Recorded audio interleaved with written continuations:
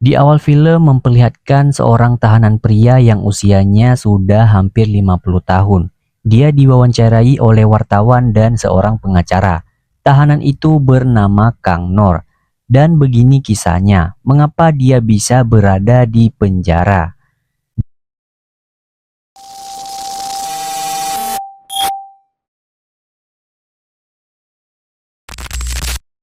Diceritakan, dulu ketika dia masih muda, Kanor bekerja di kepolisian.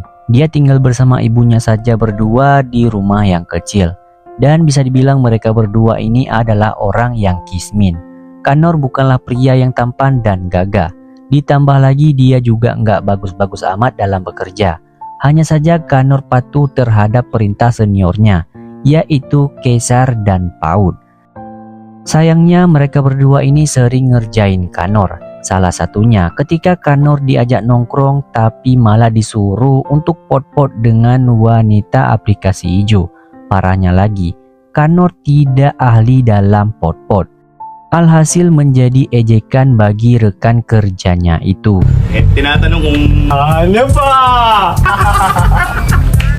Kanor punya teman cewek bernama Sandra. Dulu mereka pernah pacaran, tapi sudah putus karena Sandra nggak mau pacaran dengan yang kismin. Meski begitu, Sandra menghargai Kanor karena dia baik dan juga sopan. Kehidupan Kanor memang benar-benar kasihan. Dia sering curhat sama ibunya kalau suatu hari nanti dia ingin menjadi seorang ayah yang baik dan bertanggung jawab. Saan? Hingga suatu malam, Kanor dan kedua rekan kerjanya ada tugas yang cukup penting. Mereka menggerebek markas gembong obat-obatan terlarang. Sayangnya, kedua temannya itu gugur.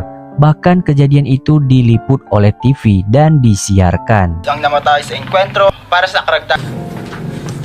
Kanor yang selamat kembali ke rumah membawa sebuah tas. Isinya ternyata beberapa uang yang sangat banyak. Uang itu dia dapatkan saat menggerebek kembang obat-obatan. Dari sini Kano memutuskan resign dari kepolisian dan membuka warung makan Jepang menggunakan uang tersebut. Beberapa tahun setelahnya Kano sukses dengan usahanya itu, bahkan menjadi salah satu warung yang paling banyak diminati. Waktu itu Sandra juga datang ke sana bersama teman aplikasi hijaunya bernama Lydia. Sandra terkejut melihat perkembangan rumah makan Kanor yang begitu pesat. Bahkan dia disuruh Lydia untuk mendekati Kanor. Dengan begitu, nanti dia bisa beli iPhone 16. Ternyata tidak hanya Lydia, salah satu karyawan kantor yang bernama Bar juga mendekati Lydia. Bahkan mereka juga meminta Kanor untuk sesekali dekat sama Sandra.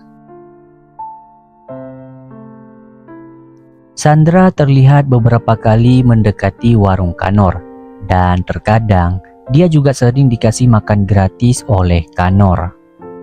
Sejak itu makin muncul perasaan di antara mereka, dan akhirnya berujung untuk bekerja kelompok atau alias pot-pot guys. Salamat ha. Ganyan na. Sementara Bar juga sama, dia juga berhasil menggarap ladang subur milik Lydia. Hingga suatu hari, Lydia melihat Sandra yang muntah-muntah terus, dan ternyata ia sudah berbadan dua. Sandra tidak bisa menjalani ini karena dia belum siap, dan kejadian itu juga berimbas pada hubungannya dengan Kanor. Lagi-lagi hubungan mereka putus di tengah jalan. Dulu pernah gagal, dan kali ini kembali gagal. Sandra mengatakan kalau dia telah hamidun, padahal Kanor ingin bertanggung jawab. Namun Sandra kesal dan tidak mau punya si junior. Yan.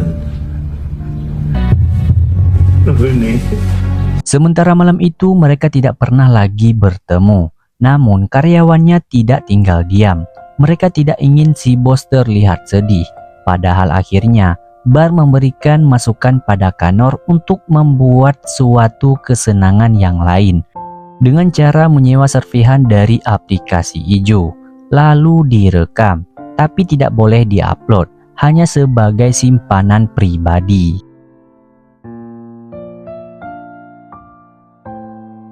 Tapi entah kenapa dan bagaimana rekaman itu bisa tersebar. Mungkin Kanor tidak sengaja memberikan rekaman itu pada salah satu wanita aplikasi hijau. Pada akhirnya video itu tersebar luas.